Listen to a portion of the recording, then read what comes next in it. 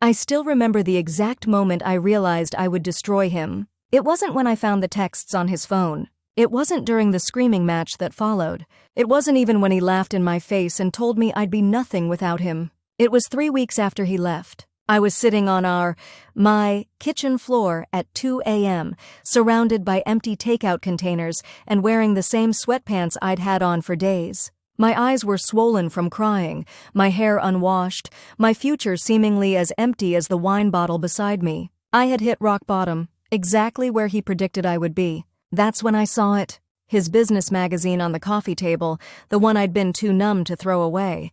His face stared back at me from the 30 under 30 spread, his practiced smile revealing nothing of the cruelty behind it. The headline read, "Tech Wunderkind builds empire on innovation." I crawled over, picked it up with trembling hands, and read the interview where he claimed he'd done it all himself, and how he never let anything hold him back. Something snapped inside me. Not like glass breaking, more like a lock finally clicking into place. I started laughing. A horrible broken sound that echoed through the empty apartment, because in that moment, I saw with perfect clarity what needed to happen next. Jared Evans would pay for what he'd done, not with tears or pain, but with the one thing he valued above all else, his precious reputation and success. And I would be the architect of his downfall. I stood up, legs shaky but mind suddenly clear. For the first time in weeks, I felt something other than despair. It was cold, it was sharp, and it felt like power. I stumbled to the bathroom and looked at my reflection. A stranger stared back at me, hollow-eyed, pale, defeated. "This isn't you," I whispered to the ghost in the mirror. "This isn't Mia Crawford." I showered for the first time in days, scrubbing away the remnants of my breakdown with scalding water. As I dried off, I made myself a promise. This would be the last time Jared Evans would ever make me cry. What he didn't know, what he had never bothered to see, was that inside the supportive girlfriend he'd controlled for 3 years was a woman with ideas that would reshape an industry. Ideas he had dismissed. Ideas he had stolen. Ideas that would become my revenge. Sometimes I wonder if other people can pinpoint the exact moment their lives split into before and after. Mine was a Thursday evening in April, 6 months ago. I had spent the day finalizing my presentation for RevTech, the startup incubator where Jared and I both worked. After 2 years of research and development on the side, I was finally ready to pitch my customer intelligence platform to the executive team. Jared had been dismissive of my project from the beginning, constantly telling me I was wasting my time, that my concept was fundamentally flawed. "The market doesn't need another analytics platform, Mia," he'd say with that condescending smile. "Focus on supporting my projects instead. That's where your talents are actually useful." But I'd persisted in secret, building my prototype during lunch breaks and late nights when he was busy networking at industry events. I never told him how far along I'd gotten, planning to surprise him when I finally secured funding. That Thursday, I'd left work early to prepare dinner at our apartment, a celebration for us both. My meeting with the executive team was scheduled for Monday, and Jared had just closed a major deal with an international client. I wanted everything to be perfect. I made his favorite meal, herb-crusted salmon with roasted vegetables and a bottle of the expensive Cabernet we'd been saving. As I set the table, I felt a buzz of excitement. Maybe after seeing my success, he'd finally recognize my abilities. Maybe things between us would improve. Our relationship had grown increasingly strained over the past year. His criticism had become sharper, more frequent. Nothing I did was ever good enough. He controlled our finances, our social calendar, even my wardrobe choices for company events. I'd gradually lost touch with most of my friends, and my family had grown concerned about how isolated I'd become. But I kept making excuses for him. Jared was under pressure. Jared was a perfectionist. Jared wanted the best for us both. I checked my watch, 7:30 p.m. He was late, but that wasn't unusual. I texted him asking when he'd be home, then busied myself keeping dinner warm. By 9 p.m., with no response to my increasingly worried messages, I gave up and put the food away. Maybe he'd gotten caught up in work or gone for drinks with clients. I tried not to let disappointment consume me. It was nearly midnight when I heard his key in the door. I'd been dozing on the couch, some reality show playing softly in the background. "Jared?" I called out, rubbing sleep from my eyes. "I was worried. You didn't answer my texts." He appeared in the living room doorway, his expensive suit slightly rumpled, smelling of alcohol and perfume. "Working late." he mumbled, loosening his tie. Big client. Lost track of time. I noticed a smudge of lipstick on his collar, so faint it could have been anything else. But my stomach nodded immediately. I made dinner, I said, watching his face carefully. Your favorite. He shrugged, already walking toward the bedroom. Not hungry. Going to shower. Something about his dismissive tone, the way he couldn't quite meet my eyes, pushed me to do something I'd never done before. The moment I heard the shower running, I picked up his phone from where he'd left it on the counter. We'd always had each other's passwords. His idea, actually.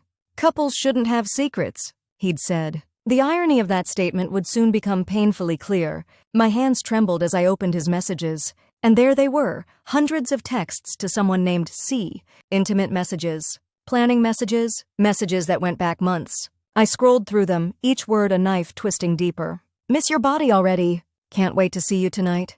Mia's so clueless. She actually thinks I'm working late again. There were pictures too, ones that burned themselves into my memory no matter how much I wished they hadn't.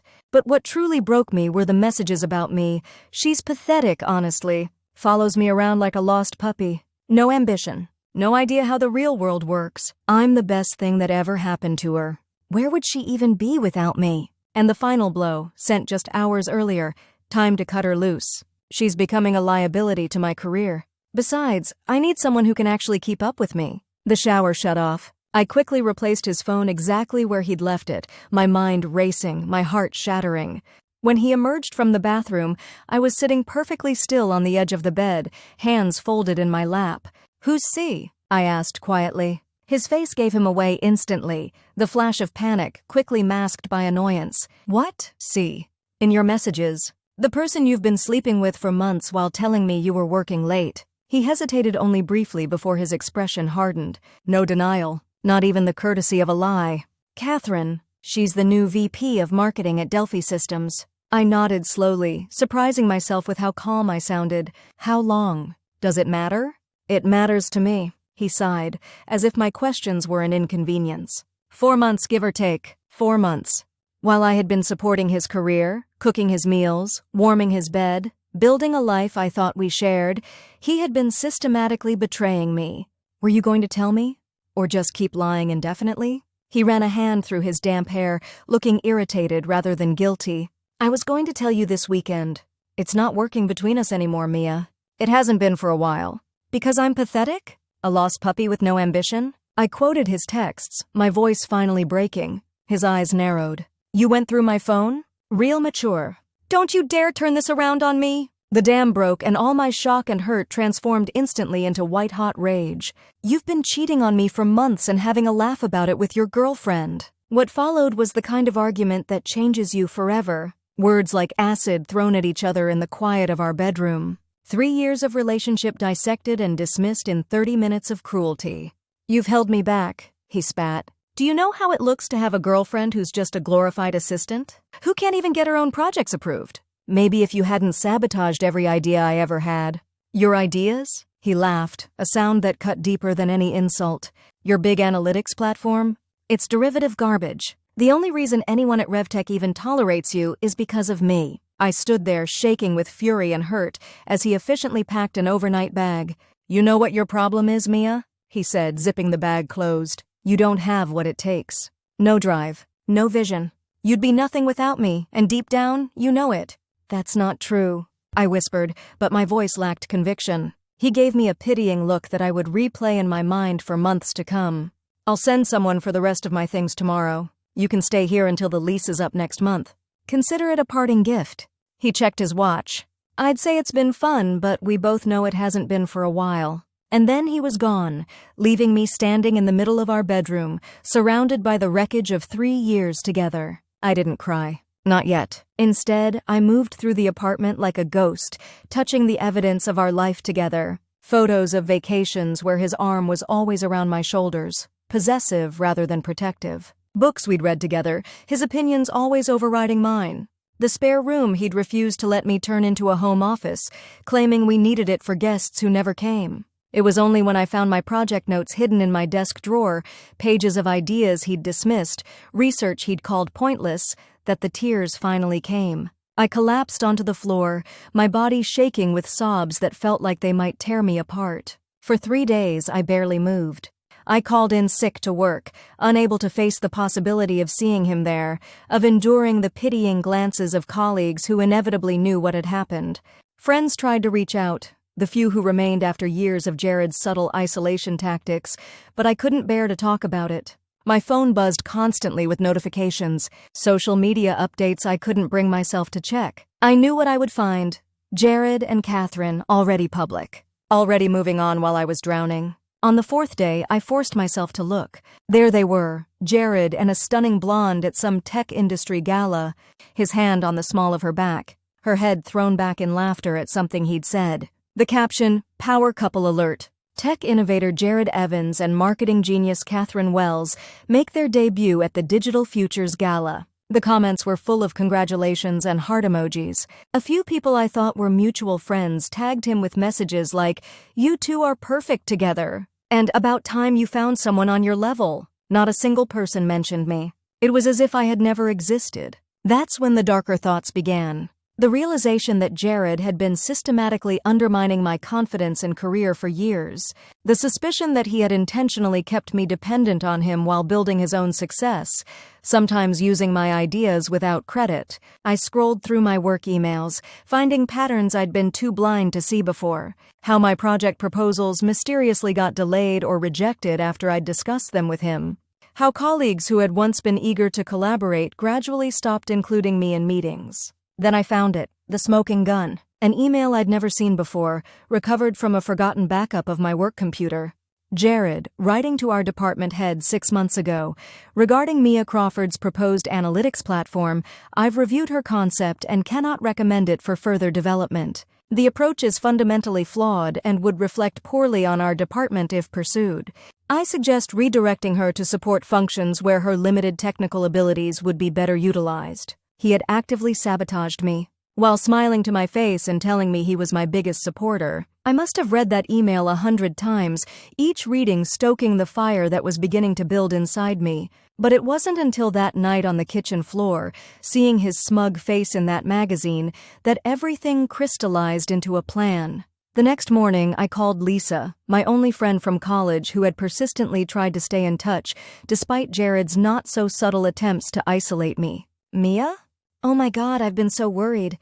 Are you okay?" Her voice was warm with concern. "No," I answered honestly.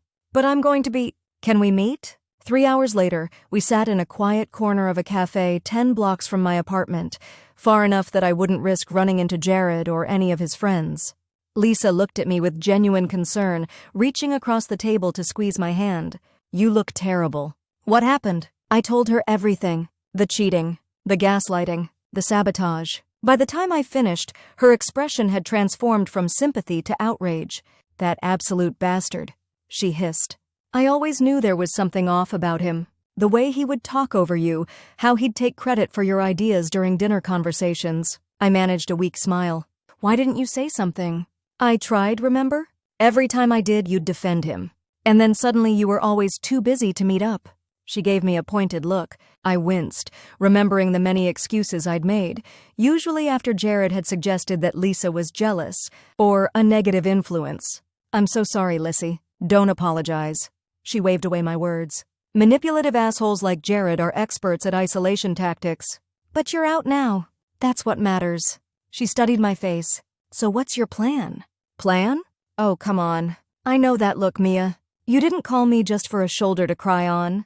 You're plotting something." For the first time in weeks, I felt the ghost of a genuine smile. Lisa had always been able to read me better than anyone. "I'm going to build my business," I said slowly. "The one he said would never work. The one he actively sabotaged. And I'm going to use it to destroy him." Her eyebrows shot up.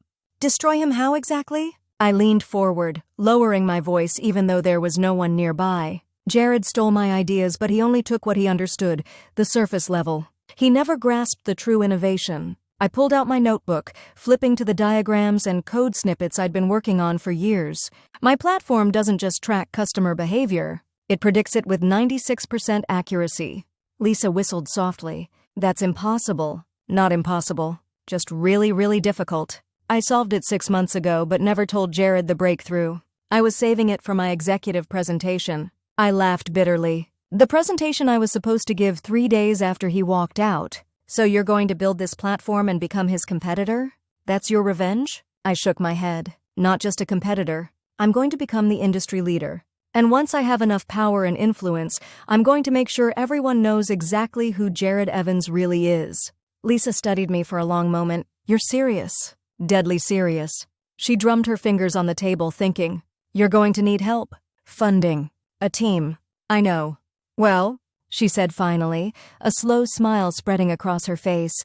As it happens, I recently made partner at Venture Capital Solutions. My eyes widened.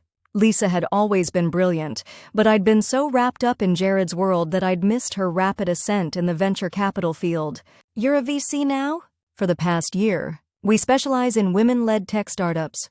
Her smile turned slightly wicked, especially ones with disruptive potential. For the first time since Jared walked out, I felt a flutter of hope.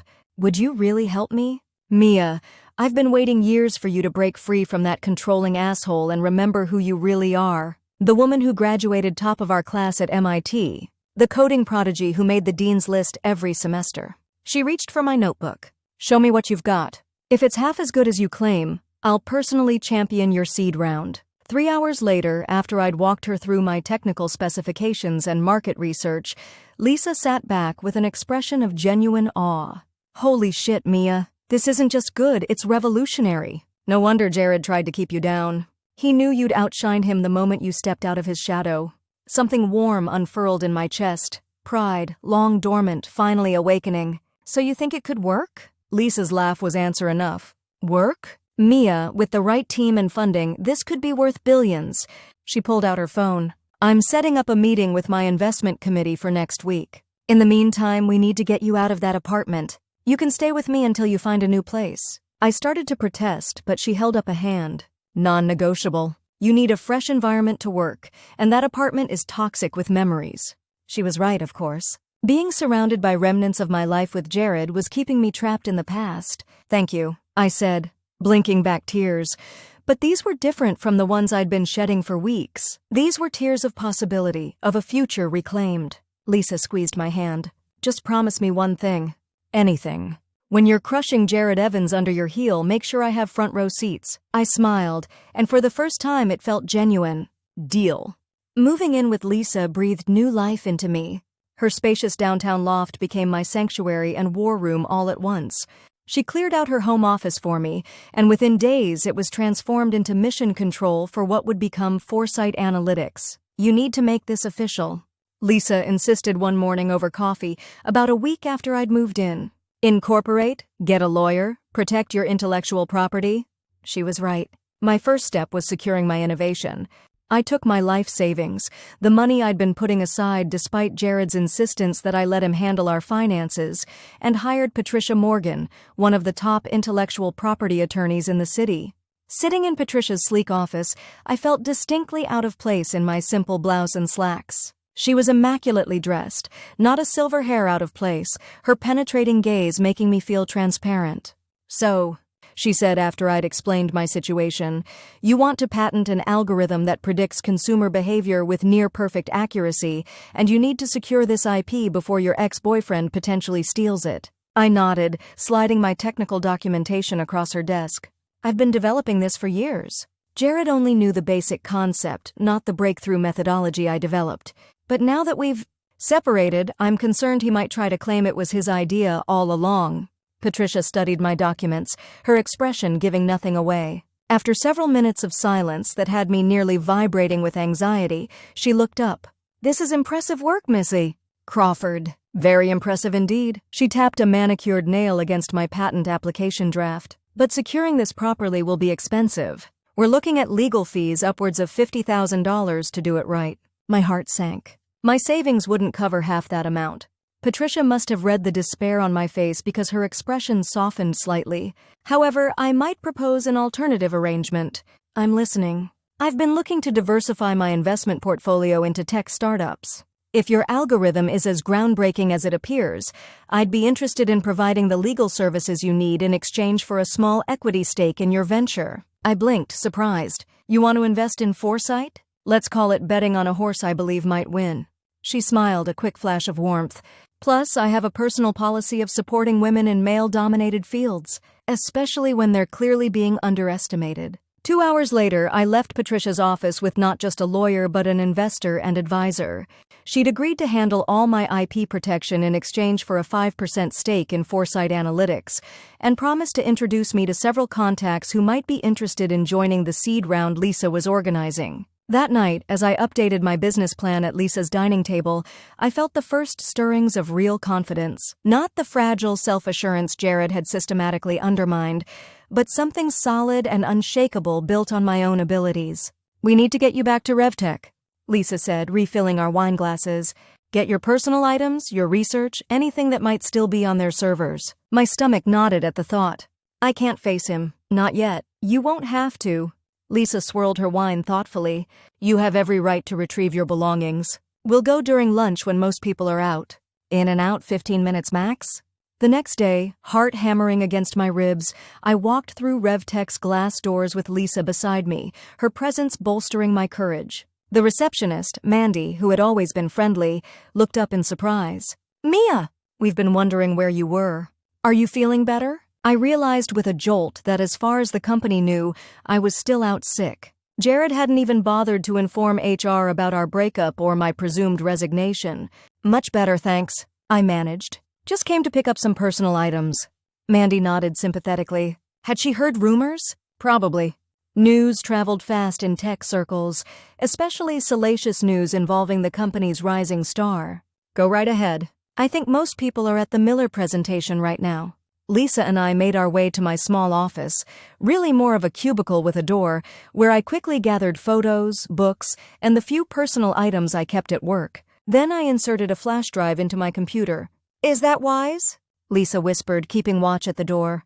"It's my work," I whispered back. "My research, my code, developed mostly during my personal time. I'm not taking company property, just ensuring I have everything I put years into creating." I was just disconnecting the drive when a familiar voice froze me in place. Well, look who's back from the dead."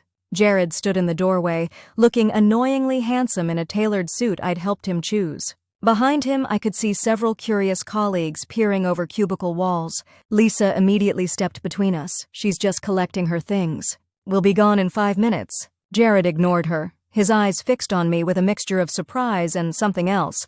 Calculation, maybe. "You didn't formally resign, you know. HR's been trying to reach you." "I've been busy," I said, proud of how steady my voice sounded. His gaze flickered to the flash drive in my hand, and his expression hardened. "Company property leaves with company employees only. My personal research notes aren't company property," I replied, slipping the drive into my pocket. "And as you just pointed out, I'm technically still an employee." For a moment, tension crackled between us. Then his face relaxed into the charming smile I once found irresistible, but now saw as the mask it truly was. "Of course. Your research." The slight emphasis made it clear what he thought of my work. "Actually, while you're here, we should talk." "Privately?" He glanced meaningfully at Lisa. "Anything you have to say to me can be said in front of my friend," I stated firmly. His smile tightened a fraction. "Fine. I wanted to let you know that the executive team is reviewing your position. Given your extended absence and recent personal developments, they're considering a restructuring that would eliminate your role." Translation: he was using his influence to get me fired. "That won't be necessary," I said, picking up my box of belongings. "I quit." A flicker of satisfaction crossed his face before he could mask it. "That's probably for the best. You were never really suited for the demands of this industry anyway." Something inside me snapped. After weeks of pain and self-doubt, after years of his subtle undermining, I suddenly saw him clearly, not as the brilliant, intimidating figure who had dominated my life, but as a deeply insecure man who had deliberately kept me small to make himself feel bigger. "You know what's fascinating, Jared?" I said, stepping closer. "How terrified you've always been of my potential. So terrified that you had to sabotage my projects, isolate me from friends, and convince me I was worthless without you." His eyes widened slightly. Several nearby colleagues had stopped pretending not to listen. "That's ridiculous," he scoffed, but I caught the nervous adjustment of his tie. "Is it? I found your email to Davidson, the one where you trashed my analytics platform proposal without even understanding its core innovation." I smiled at his momentary flash of panic. "You always did underestimate me." That's going to prove costly. Are you threatening me? He gave a forced laugh, looking around as if to find support from invisible allies. Not at all. Just making a prediction. I handed the box to Lisa and faced him one final time. You said I'd be nothing without you, Jared. I'm going to enjoy proving how catastrophically wrong you are. With that, I walked past him, head high, ignoring the whispers that followed us all the way to the elevator. Once the doors closed, my composed facade crumbled, and I sagged against the wall, trembling. Lisa put down the box and pulled me into a fierce hug. You were magnificent. Absolutely magnificent. I thought I'd fall apart seeing him, I confessed, wiping away tears. But you didn't. You stood your ground. She grinned at me. And from the look on his face when you mentioned that email, you struck a nerve. The confrontation, painful as it was, proved catalytic. That night, I worked until dawn, fueled by a clarity and determination I hadn't felt in years. By morning, I had completed the business plan for Foresight Analytics, refined my technical specifications, and drafted a list of potential team members, brilliant people who had been overlooked or undervalued at RevTech and other tech companies. Lisa took one look at my red-rimmed eyes and the stack of papers I'd produced and whistled low. Someone's been busy. I'm done letting him define who I am, I said, pouring a much-needed cup of coffee. From now on, I define myself. The next 2 weeks passed in a whirlwind of activity. Lisa arranged the promised meeting with her investment committee, where I presented my vision for Foresight Analytics. Their initial skepticism, which I was sadly accustomed to as a woman in tech, quickly transformed to interest as I demonstrated the algorithm's capabilities using anonymized data sets. This predictive accuracy is unprecedented, said Marcus Chen, the head of the committee, leaning forward to study my results more closely. If it scales the way you claim, every major retailer and service provider in the country would want access. It will scale, I assured him. I've already successfully tested it across 3 different industry datasets with consistent results. By the end of the meeting, Venture Capital Solutions had committed to a $1.5 million seed investment, contingent on me building a strong core team and developing a minimum viable product within 6 months. As I left the meeting, phone already buzzing with congratulatory texts from Lisa, I felt a strange sense of disconnection. Just 1 month ago, I had been Jared's supportive girlfriend, my own ambitions carefully contained to avoid threatening his fragile ego. Now I was the founder and CEO of a startup that had just secured significant funding. The irony wasn't lost on me. Jared's betrayal had freed me to become exactly what he feared, his competitor and potential downfall. I spent the next week recruiting my core team. First was Daniel Suarez, a brilliant data scientist who had been consistently passed over for promotion at RevTech despite his innovations. When I called him for coffee, he was initially wary. "Why would you want me?" he asked bluntly. "I'm not exactly on the fast track." "Because you're the best database architect I've ever met," I replied honestly. "And because you developed that predictive model for customer returns that Jared took credit for last year." His head snapped up, eyes widening. "How did you know about that?" "I found your original code comments when I was working on the integration. Your approach was elegant. Jared's modifications made it clunkier, not better." A slow smile spread across his face. "I always wondered if anyone noticed." By the end of our meeting, Daniel had agreed to become Foresight's chief technology officer, accepting a below-market salary in exchange for significant equity, a bet on our success that touched me deeply. Next came Maya Wilson, a marketing genius whose innovative campaigns had been repeatedly sidelined at her current company in favor of safer, more traditional approaches. When I explained Foresight's mission and technology, her eyes lit up with possibilities. "You're telling me we could predict not just what customers might want, but what they'll want before they know they want it?" She leaned forward, practically vibrating with excitement. "Do you have any idea how revolutionary that would be for personalized marketing?" Within an hour, she had sketched out a go-to-market strategy so compelling, I offered her the chief marketing officer position on the spot. My third recruit was more personal. Kevin Zhang had been my closest ally at RevTech before Jared had engineered his transfer to a satellite office in Austin. A brilliant UX designer with an intuitive understanding of how people interact with technology, Kevin had been the only person who consistently encouraged my analytics project. Our video call was emotional, with Kevin expressing first disbelief, then delight at my new venture. "I always knew you were the real genius in that relationship," he said, grinning at me through the screen. Jared's just good at taking credit for other people's brilliance. I winced, remembering how often I'd defended Jared when Kevin had tried to point out this very behavior. "I'm sorry I didn't listen to you back then," I said quietly. Kevin's expression softened. "Hey, no apologies needed. What matters is you're free now, and building something amazing." He paused, then added hopefully, "Something I might get to be part of? That's why I'm calling. How do you feel about being Foresight's head of user experience?" His whoop of joy was answer enough. By the end of the month, I had assembled a core team of 7 brilliant minds, secured office space in an up-and-coming tech district, and filed all the necessary patents with Patricia's expert guidance. Foresight Analytics existed not just in my mind, but in the real world. The night we signed the lease on our office space, Lisa insisted on a celebration. She invited the entire team to her loft for dinner, where champagne flowed freely and conversation buzzed with possibilities for our new venture. Standing in the corner, watching my team, my people, laughing and connecting, I felt a wave of emotion so powerful it nearly buckled my knees. This was mine. Not something I had to diminish to make someone else comfortable, but something born from my own vision and determination. Lisa appeared at my side, handing me a fresh glass of champagne. "To the founder and CEO," she said, clinking her glass against mine. "How does it feel?" I considered the question carefully. "Terrifying. Exhilarating." I smiled. "Right." She studied me for a moment. "And the revenge part? Still planning to destroy Jared?" I gazed at my team, at the future we were building together. "This isn't just about Jared anymore," I said slowly. "It's about proving something to myself." "But yes." I met her eyes, my resolve hardening. "When the time comes, I'm going to make sure he regrets every word he ever said to me." "That's my girl." Lisa grinned, raising her glass again. "To living well and revenge served ice cold?" "To Foresight," I corrected, but I was smiling too. Later that night, after everyone had gone and I was helping Lisa clean up, my phone buzzed with a notification. A LinkedIn update.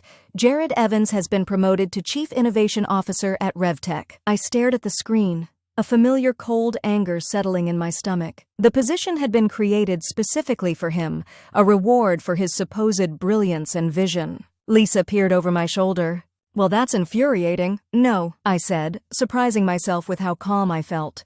"That's perfect." "Perfect how?" I set down my phone, a plan already forming.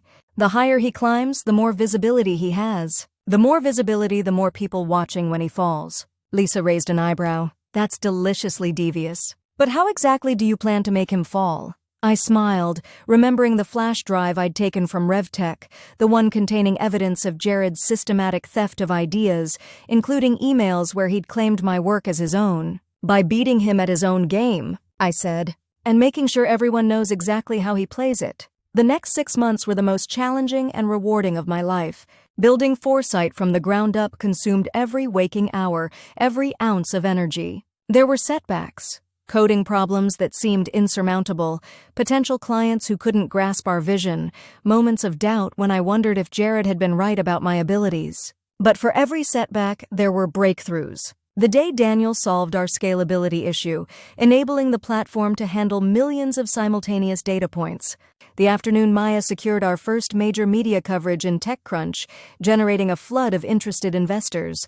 The moment Kevin demonstrated the user interface that made our complex technology accessible even to non-technical users, our minimum viable product exceeded every expectation.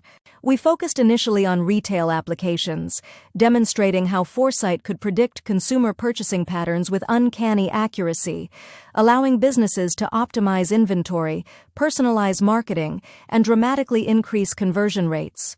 The first major validation came when Henderson Retail Group, a mid-sized chain struggling against e-commerce giants, agreed to pilot our platform. Within 3 months, their online sales increased by 32%, and their customer retention improved by 21%. This isn't just an incremental improvement. Henderson's CEO told me during our review meeting, "This is transformative. You've given us the ability to compete with companies 10 times our size." Word spread quickly through the retail industry. By our 8th month, we had secured contracts with 12 companies, generating monthly recurring revenue that put us well ahead of our projected burn rate. Lisa's investment firm led our Series A round, bringing in $8 million that allowed us to expand our team and enhance our technology. Patricia, true to her word, introduced us to several major financial institutions interested in applying our predictive algorithms to investment strategies, opening an entirely new market we hadn't initially considered. Through it all, I kept tabs on Jared and RevTech. His promotion had come with a mandate to develop the company's next generation of products that, according to industry rumors, would include a consumer analytics platform suspiciously similar to what I'd been developing before I left. I might have been concerned if I hadn't been so far ahead of whatever he could piece together from his limited understanding of my original concept. The breakthrough methodology, the part that made Foresight truly revolutionary, remained secure, protected by the patents Patricia had helped me file. Still, the news of RevTech's upcoming product launch stirred the embers of my determination.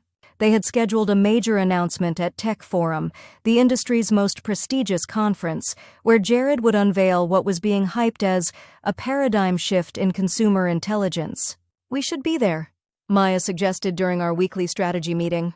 Not just attending, presenting, showing the world what real innovation looks like. I hesitated. Tech Forum was invitation only for presenters, and the selection committee was notoriously selective. Plus, the conference was just 2 months away. The timing's tight, I said. We'd need to prepare a presentation that would truly stand out. We've got the goods to stand out, Daniel insisted, pulling up our latest performance metrics. Our predictive accuracy is now at 97.8% across diverse data sets. Nobody else can touch that? Kevin nodded eagerly. And I've been working on visualization tools that make those results accessible to non-technical audiences. Perfect for a Tech Forum presentation. I looked around at my team's expectant faces and realized something. They wanted this showdown as much as I did. Not just for my sake, but because they believed in what we'd built and wanted the recognition it deserved. All right, I said, feeling a familiar determination settling in my chest. Let's go to Tech Forum. But we're not just going to attend, we're going to dominate. The next day, I called in a favor from Patricia, who sat on Tech Forum's advisory board. She couldn't guarantee us a presenter slot, but she got us a meeting with the selection committee where we could demonstrate Foresight's capabilities. The committee was a tough audience, 5 industry veterans who had seen every hyped technology come and go. We had 20 minutes to impress them. I started with a bold claim. Foresight Analytics can predict consumer behavior with greater accuracy than any platform currently on the market, including those being developed by companies 20 times our size. Skeptical glances were exchanged. The committee chair, Diane Winters, leaned forward. That's a significant claim, Missy. Crawford, can you substantiate it? I'd rather demonstrate it, I replied, nodding to Daniel, who pulled up our live dashboard. For the next 15 minutes, we showed them Foresight in action, predicting purchasing patterns for a major retailer, identifying emerging trends before they appeared in conventional analytics, even demonstrating how our system had anticipated a sudden shift in consumer preferences following a viral social media event.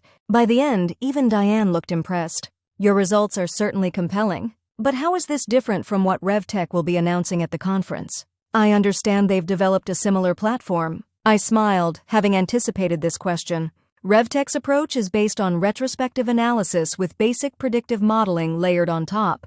Effective for broad trends but limited in its precision and adaptability. I pulled up a comparative analysis we'd prepared. Foresight uses a fundamentally different methodology, one that I invented and patented, that allows for dynamic, real-time prediction across multiple variables simultaneously. The technical members of the committee leaned in, studying our comparison with increasing interest. We'd like to offer you a presentation slot, Diane said finally. Not in the main hall where RevTech will be presenting, but in the Innovation Showcase. It wasn't the prime spot, but it was a foot in the door, and directly opposite RevTech's session, meaning attendees would have to choose between the 2 presentations. We accept, I said immediately, ignoring the small voice that wondered if we were ready for such direct competition with my former employer and my ex. As we left the meeting, Maya practically bounced with excitement. This is perfect! The Innovation Showcase actually draws the early adopters, the people looking for the next big thing rather than incremental improvements from established players. She was right, of course. The main hall would be filled with industry executives interested in safe, proven technologies from known entities. The Innovation Showcase attracted the visionaries, the risk-takers, exactly the audience we needed. The next 7 weeks were a blur of preparation. We refined our platform, enhanced our demonstration capabilities, and crafted a presentation that would clearly differentiate Foresight from anything RevTech might offer. Maya orchestrated a pre-conference marketing campaign that generated significant buzz about our session without revealing our core technology. Through industry contacts, we learned that Jared was personally leading RevTech's presentation and that he was promising a revolutionary approach to consumer analytics that would redefine the industry standard. The irony of him using my original concept while making such claims wasn't lost on me. The night before Tech Forum opened, I found myself unable to sleep, pacing Lisa's guest room where I was still staying, though I'd recently put a deposit on a loft of my own, a concrete symbol of my new independence. Lisa appeared in the doorway, looking sleepy but concerned. "Big day tomorrow? You should be resting." "I know. I just keep thinking about facing him." She sat on the edge of the bed, studying me in the dim light. "Are you worried about the technology comparison or seeing him again?" I sighed, dropping onto the bed beside her. "Both? Neither? I know our platform is superior. I know he can only have a pale imitation of what I've built. But, he's always been better at the showmanship part. The charisma, the perfect presentation, making people believe in his vision." I twisted my hands in my lap. "What if he outshines us simply by being him?" Lisa was quiet for a moment.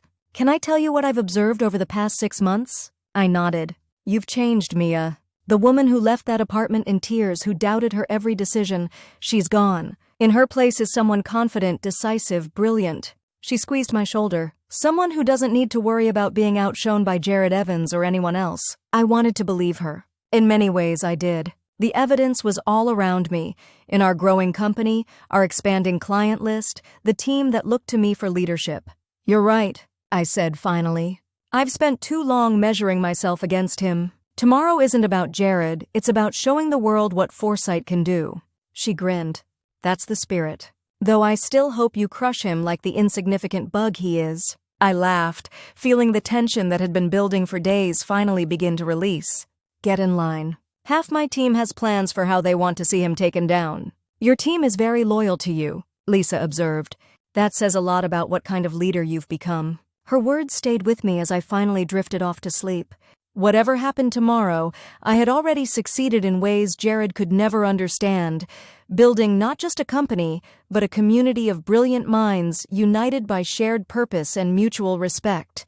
Tech Forum was held at the Meridian Convention Center, a sleek glass and steel structure in the heart of downtown. As our team set up in the Innovation Showcase Hall, I could feel the nervous energy radiating from all of us. This wasn't just another demonstration, it was our debut on the industry's biggest stage. Maya had coordinated our presentation area beautifully, with clean, minimalist signage that conveyed sophistication without ostentation.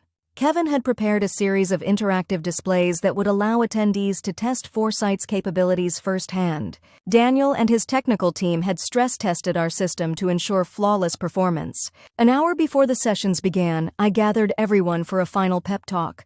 "Whatever happens today, I want you all to know how proud I am of what we've built together. Foresight isn't just my vision anymore, it's all of ours. And regardless of who's presenting in the main hall, we have the superior technology and the better team." Their responding grins and determined nods bolstered my confidence more than any rehearsed presentation ever could. As attendees began filing into the convention center, I positioned myself near our demonstration area, ready to engage with potential clients and investors. From this vantage point, I could also see the entrance to the main presentation hall where RevTech would be presenting.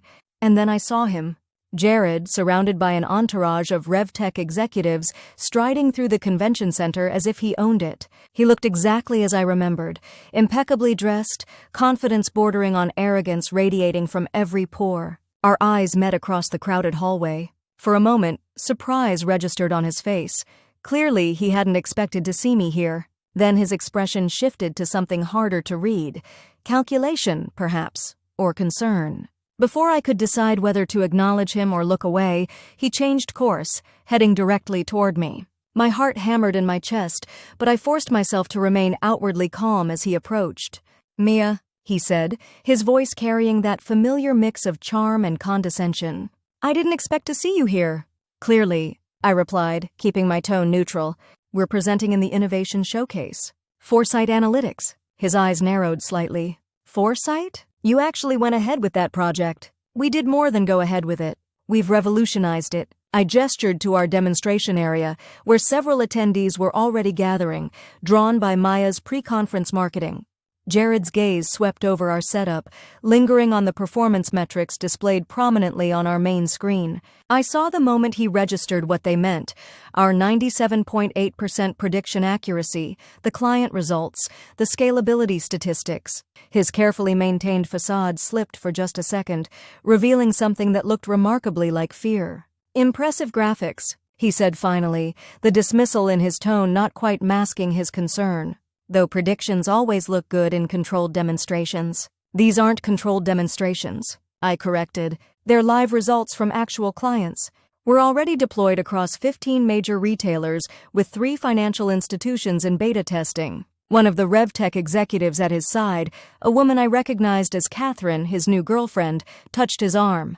"Jared, we should head to prep. The main session starts in 40 minutes. He nodded but didn't move immediately. Instead, he leaned slightly closer to me, lowering his voice. "You know you can't compete with RevTech, Mia. We have the resources, the connections, the market presence. Whatever you think you've built, we can replicate it better and faster." The old me would have wilted under his intimidation. The new me simply smiled. "That's exactly what I'm counting on you to believe, Jared. Good luck with your presentation. I heard you're promising a revolutionary approach to consumer analytics. I'm sure it will be familiar." The implication wasn't lost on him. His jaw tightened, and for a moment, I thought he might actually drop the polished facade entirely. Instead, he forced a smile. "Always good to see former employees taking initiative, however misguided. Perhaps when Foresight inevitably struggles, you'll consider returning to RevTech. In a suitable capacity, of course. Translation: come back as my subordinate when you fail." "I don't think that will be necessary," I replied evenly, "but I appreciate your concern for my career. It's touching how invested you remain in my success." Catherine was watching our exchange with undisguised curiosity, clearly sensing the tension beneath our superficially professional conversation. "We really need to go," she insisted, more firmly this time. Jared finally relented, allowing her to lead him away, but not before giving me one last appraising look, the kind that suggested he was recalculating something important. As they walked away, Daniel appeared at my side. "Was that him? The infamous X? In all his arrogant glory?" I confirmed, surprised to find my hands weren't shaking. The confrontation I'd been dreading for months had come and gone, and I'd emerged unscathed, stronger even. "He looked worried," Daniel observed with obvious satisfaction. "He should be," I said quietly. "Today's going to change everything." The next hour passed in a whirlwind of activity as attendees began filling both halls. True to Maya's prediction, the Innovation Showcase attracted a diverse crowd of forward-thinking executives, independent consultants, and tech journalists looking for the next big thing. Our presentation was scheduled to begin at the same time as RevTech's, a head-to-head competition for audience attention.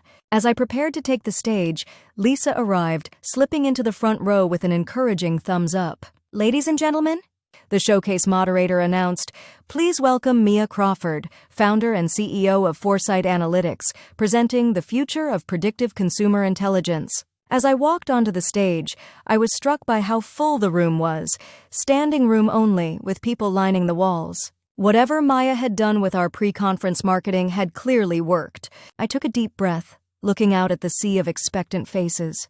6 months ago, I had been crying on my kitchen floor, believing Jared when he said I'd be nothing without him. Now I stood before the industry's most influential figures, ready to prove just how wrong he had been. "Good morning," I began, my voice steady and confident. "I'm here today to show you something that will transform how you understand your customers, not just who they are or what they've done, but what they will do next." With 97.8% accuracy, a murmur ran through the crowd. I smiled, knowing I had their attention. "But first, I want to tell you a story about innovation. Real innovation doesn't come from incremental improvements to existing systems. It comes from fundamentally rethinking how we approach problems."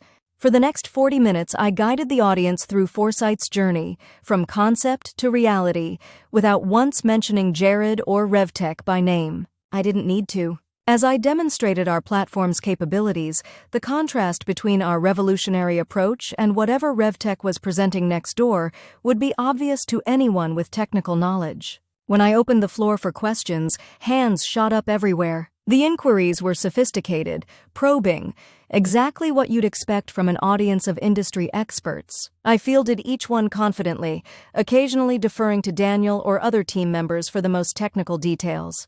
As the session concluded to enthusiastic applause, I felt a surge of triumph. We had done it, delivered a flawless presentation that positioned Foresight as the clear innovation leader in our space. But the real validation came during the networking session that followed. Our demonstration area was swarmed with interested executives, investors, and potential partners. Maya had to implement an impromptu queue system to manage the demand for one-on-one demonstrations. Lisa fought her way through the crowd to reach me, her expression gleeful. "You crushed it." "Absolutely crushed it. How was RevTech's presentation?" I couldn't help asking. "Did you see any of it?" Her grin widened. "I sent an associate to observe. Apparently attendance was disappointing. About half the seats empty. Word got out that the real innovation was happening in the showcase hall." Before I could respond, a tall man in an impeccable suit approached, extending his hand. "Ms. Crawford?" "James Harrington, CTO of Global Retail Solutions. I'd like to discuss potential integration of Foresight with our worldwide platform." Global Retail Solutions was one of the largest retail technology providers in the world, exactly the kind of partnership that could catapult Foresight to industry-wide adoption. "I'd be delighted to discuss that, Mr. Harrington," I replied, trying to maintain my professional composure despite the excitement bubbling inside me. By the end of the day, we had collected contact information from over 100 qualified leads, scheduled meetings with 7 major potential clients, and received preliminary interest from 2 additional venture capital firms. TechCrunch and 3 other major tech publications had requested interviews, and the conference organizers had invited me to be a keynote speaker at next year's event. As we packed up our equipment, exhausted but elated, Daniel nudged me. "Don't look now, but your ex and his team are leaving the main hall. They don't look happy." I glanced over to see Jared surrounded by RevTech executives, his body language tense, his expression thunderous. Catherine walked slightly behind him, her face a mask of professional neutrality that didn't quite hide her concern. One of the executives, someone I recognized as a board member, appeared to be asking pointed questions, gesturing emphatically. Jared's responses seemed clipped, defensive. "Looks like someone's presentation didn't go as planned," Kevin observed with undisguised satisfaction. "Let's focus on our success, not their failure," I said, though I couldn't deny the small flame of vindication burning in my chest. As if sensing our attention, Jared looked up, his eyes locking with mine across the hall. For a brief moment the mask dropped entirely, revealing raw fury and something else. Recognition. He finally understood what I had built and how thoroughly I had outmaneuvered him. I didn't smile. I didn't need to gloat. I simply held his gaze steadily until he looked away first. That night, the Foresight team celebrated at an upscale restaurant near the convention center, the atmosphere electric with success and possibility. Champagne flowed, toasts were made, and plans for expansion were enthusiastically discussed. "To Mia," Lisa said, raising her glass, "who proved that the best revenge isn't just living well, it's living brilliantly." Everyone cheered, and I felt a warmth that had nothing to do with the champagne. This team, these people who had believed in my vision when it was just an idea, they were the real success story. "And to all of you," I countered, raising my own glass, "Foresight isn't just me. It's everyone in this room who took a chance on a startup with an untested founder. What we accomplished today is just the beginning." As the celebration continued around me, I slipped away to the restaurant's terrace for a moment of quiet reflection. The city lights sparkled below, a fitting metaphor for the bright future suddenly spreading before me. My phone buzzed with a text from an unknown number. I opened it, curious. "This isn't over. You stole my concept and my clients. There will be consequences. Jay?" I stared at the message, a cold knot forming in my stomach. Then, slowly, I began to smile. He still didn't get it. Even now, facing irrefutable evidence of my success, he couldn't accept that the innovation had been mine all along. For a moment, I considered responding, pointing out that I had documentation proving the concept had been mine from the beginning, or reminding him that his threats constituted potential harassment. Instead, I simply blocked the number and slipped my phone back into my pocket. Jared Evans no longer had the power to frighten me. His threats were the desperate flailing of a man watching his carefully constructed narrative crumble around him. And while my journey had begun as a quest for revenge, it had evolved into something far more meaningful: the reclamation of my own power and the creation of something truly valuable. Lisa appeared in the doorway. "Everything okay out here?" I smiled, genuinely and without reservation. "Better than okay. I was just thinking about how far we've come and how far we still have to go." "Worried about RevTech's response?" I shook my head. "Not worried. Prepared. If Jared wants a war, he'll find I'm much better armed than he anticipated." She studied me for a moment, then nodded approvingly. "You know, when you first showed up at my door after the breakup, I was worried about you. Not anymore. That man has no idea what he's unleashed." Together, we rejoined the celebration, leaving thoughts of Jared and his threats outside where they belonged. Tonight was for celebrating our success. Tomorrow would be for planning our next moves, both for Foresight's growth and for the final phase of my long game against the man who thought he could break me. He had told me I'd be nothing without him. Instead, I had built something he could never have imagined, not just a $1 million business, but a future entirely my own. And I was just getting started.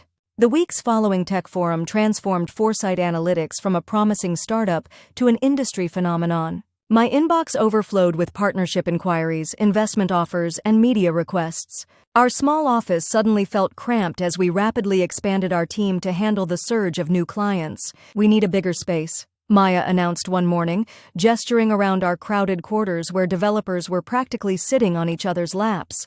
This was fine for a scrappy startup, but we're not that anymore. She was right. In just 3 weeks post-Tech Forum, we'd signed contracts with 11 new clients, including 2 Fortune 500 companies. Global Retail Solutions was moving forward with integration discussions that could potentially put Foresight's technology in thousands of retail locations worldwide. We'd gone from struggling startup to hot commodity practically overnight. "I've had real estate agents sending listings," I admitted, pulling up an email on my screen. "This one looks promising. The entire 10th floor of the Riverside Tower. Room to grow, central location, and they're offering favorable terms for tech companies." Daniel peered over my shoulder at the photos. "Fancy. Very much not startup vibes? Maybe that's appropriate." Kevin chimed in. "We're not pretending anymore. We're a real contender." A real contender. The phrase resonated with me. 6 months ago, I'd been crying on my kitchen floor. Now I was leading a company that had industry giants scrambling to partner with us, or compete against us. RevTech had been suspiciously quiet since Tech Forum. No press releases about their predictive analytics platform, no announcements about new features, just silence that spoke volumes to anyone paying attention. "What do you think Jared's next move will be?" Lisa asked over dinner that evening. She'd insisted on treating me to celebrate signing the lease on my new apartment, a spacious loft in a converted warehouse that represented my final step toward complete independence. I swirled my wine thoughtfully. "Legally? There's not much he can do. Our patents are solid, and I have documentation proving I developed the core technology before I left RevTech. Professionally? He's probably trying to salvage what he can of their platform while distancing himself from the failure. And personally?" I hesitated, remembering his threatening text the night of our Tech Forum success. "I don't think he's done trying to intimidate me. His ego won't let him accept defeat, especially not from me." Lisa's expression darkened. "Has he contacted you again?" "No," I admitted. "But it's only a matter of time. Jared doesn't handle humiliation well. Just be careful," she warned. "Men like him can be dangerous when cornered." I nodded, but truthfully I wasn't afraid. Not anymore. Where once Jared had seemed so powerful, a tech genius whose approval I desperately sought, now I saw him for what he truly was: a mediocre talent with excellent self-promotion skills and a talent for taking credit for others' work. The next morning, I signed the lease on our new office space. The entire team gathered for a ceremonial walkthrough, oohing and aahing at the floor-to-ceiling windows, the modern kitchen area, and the spacious conference rooms. "This is really happening, isn't it?" Daniel said quietly, standing beside me as we gazed out at the city skyline. "We're not just surviving, we're thriving." "Thanks to everyone's hard work," I replied, watching our team excitedly claiming desk spaces and debating the optimal configuration for our development area.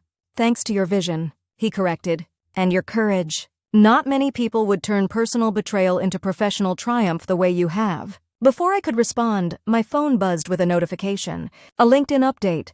Jared Evans is no longer Chief Innovation Officer at RevTech. I stared at the screen, a complex mixture of emotions washing over me. He's out, I said, showing Daniel the update. His eyebrows shot up. They fired him? After one failed presentation? Not just any presentation.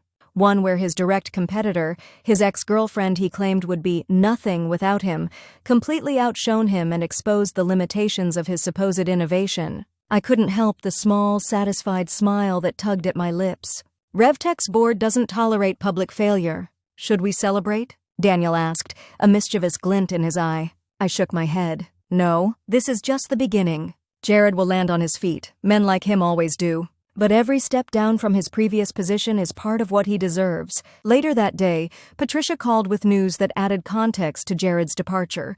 Sources inside RevTech tell me it wasn't just the Tech Forum disaster, she said. Apparently, several employees came forward after your presentation with concerns about Jared's management practices, including allegations that he routinely took credit for subordinates' work and deliberately undermined female employees' advancement. My hand tightened around the phone.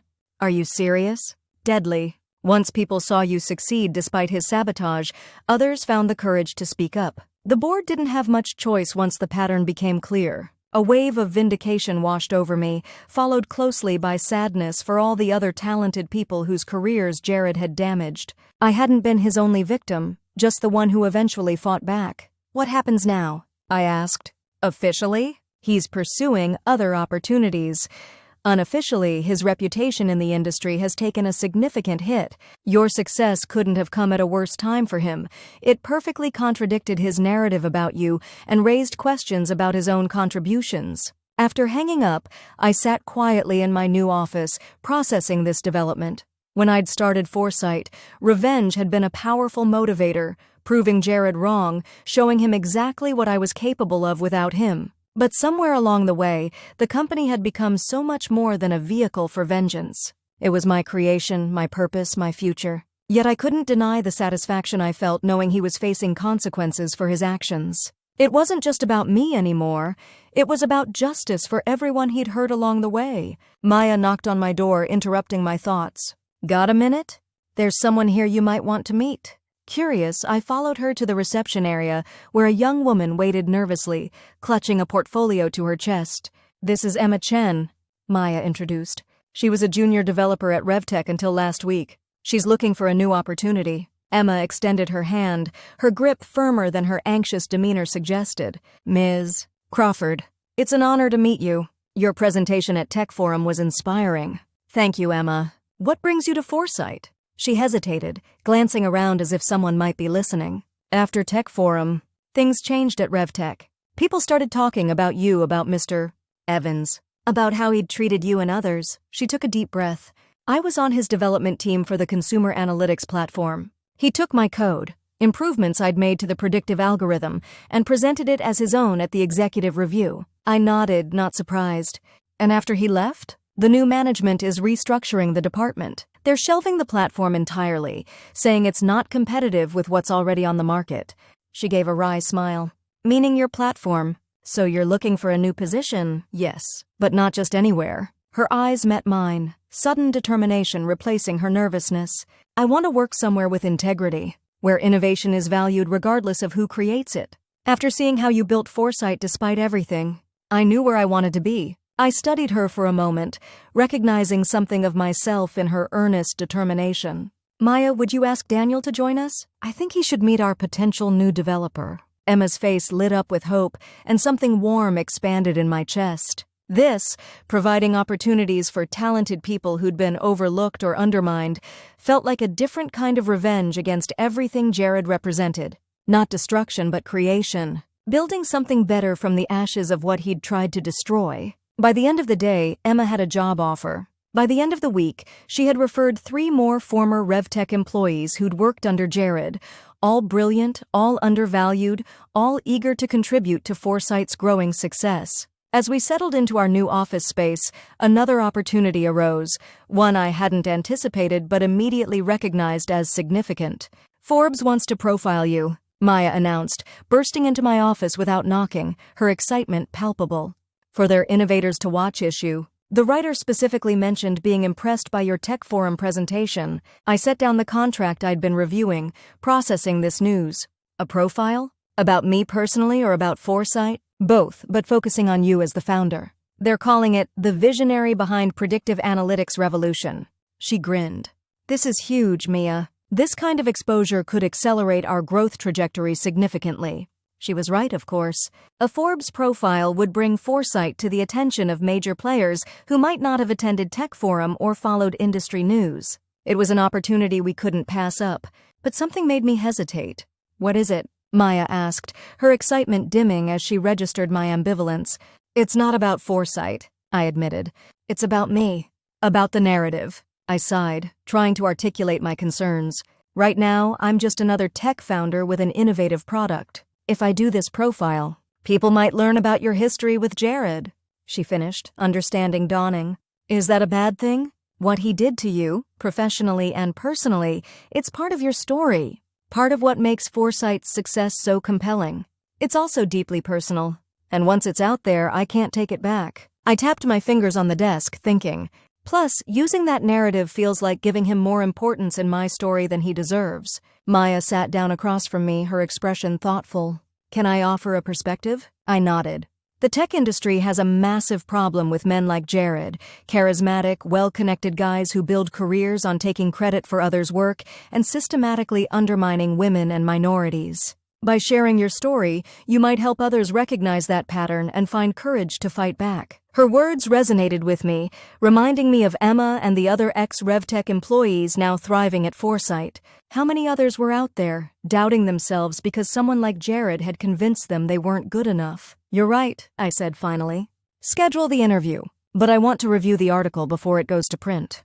The Forbes interview took place the following week in our new offices.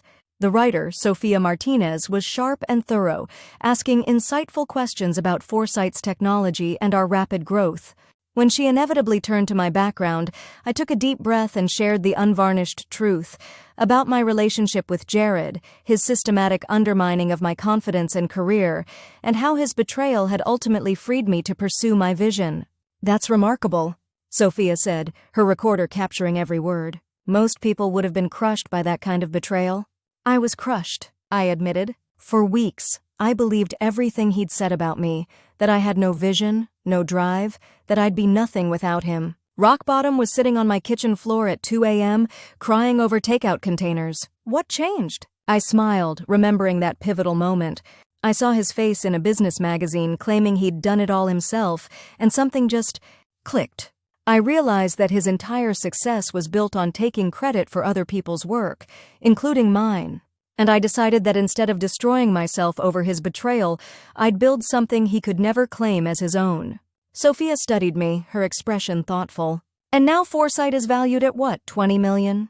While your ex-boyfriend has reportedly been removed from his leadership position at RevTech. I wouldn't know about Jared's current situation, I said diplomatically, though of course I knew exactly what had happened. I'm focused on Foresight's future. Very professional, she noted with a small smile that suggested she saw through my careful response. One last question, Ms. Crawford. What would you say to other women facing similar situations? Professional sabotage, personal betrayal, being told they're not good enough? I considered the question carefully, wanting my answer to be authentic rather than a polished soundbite. I'd tell them that the people who try to diminish you are usually the ones most threatened by your potential, that the voice telling you you're not enough is lying, and that sometimes the worst thing that happens to you can become the catalyst for the best thing you'll ever do, if you refuse to let someone else's vision of you become your reality. When the profile was published 3 weeks later, that quote was highlighted in large text on the second page, adjacent to a professional photograph of me standing confidently in our new offices. The article itself was everything we could have hoped for, a compelling narrative of innovation born from adversity, positioning Foresight as the industry's most exciting breakthrough, and me as a visionary leader who had overcome systematic barriers. The response was immediate and overwhelming. Our website traffic increased by 400%. Interview requests flooded in from tech publications, business journals, and even mainstream media. Investment firms that had previously been hesitant reached out with interest. Our client waitlist doubled in a single day. "We've officially arrived," Daniel declared, brandishing the magazine in our weekly leadership meeting. "Forbes today, world domination tomorrow." Everyone laughed, but there was truth beneath the hyperbole. The profile had catapulted Foresight from promising startup to industry darling practically overnight. What I hadn't anticipated was the personal impact. Women in tech, from students to senior executives, began reaching out with their own stories of being undermined, overlooked, or pushed aside. Some had fought back and succeeded. Others had given up dreams and ambitions in the face of systematic opposition. "Your story gave me courage," wrote one young developer. "I've been sitting on an innovation for months, afraid to present it because my manager always shoots down my ideas. Today I went over his head directly to the CTO. They're implementing my solution next quarter."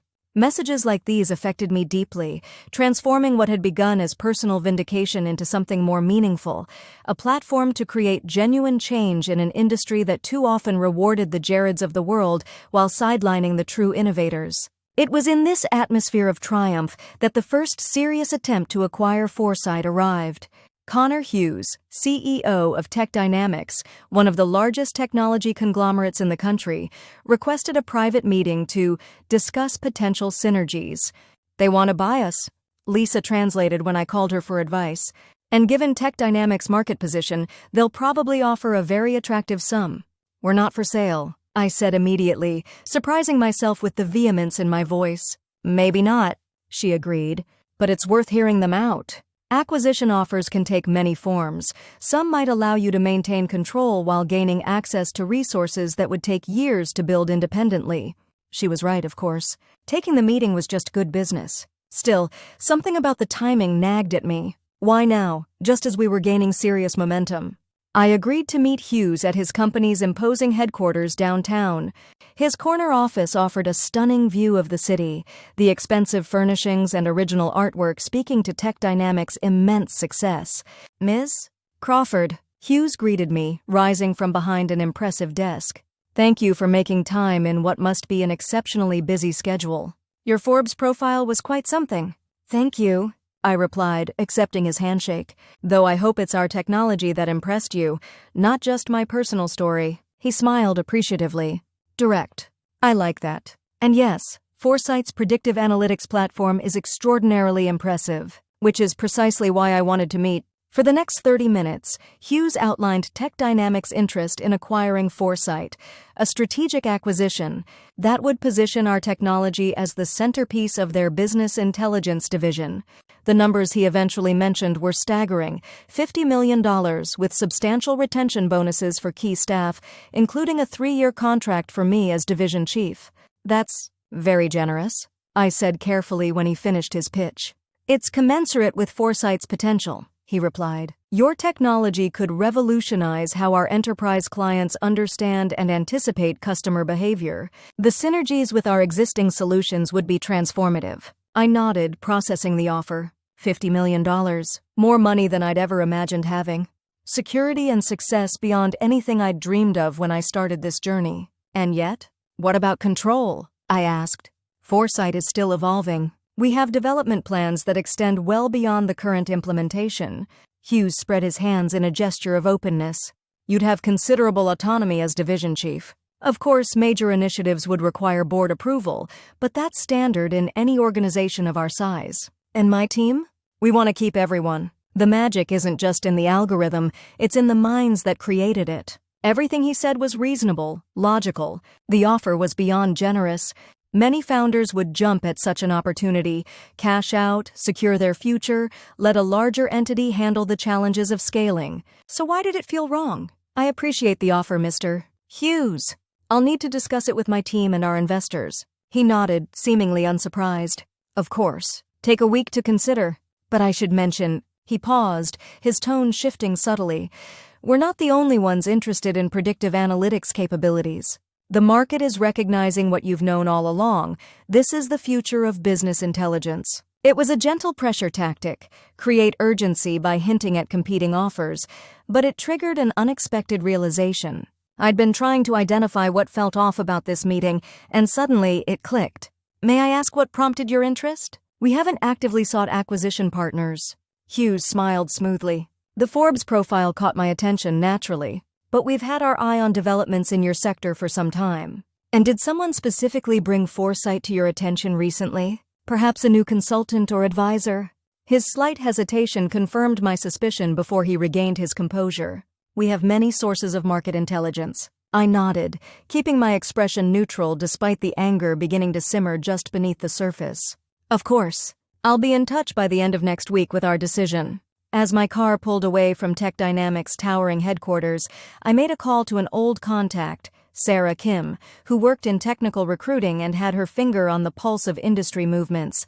Sarah, what can you tell me about recent hires at Tech Dynamics? Specifically, any former RevTech executives who might have joined in the last month.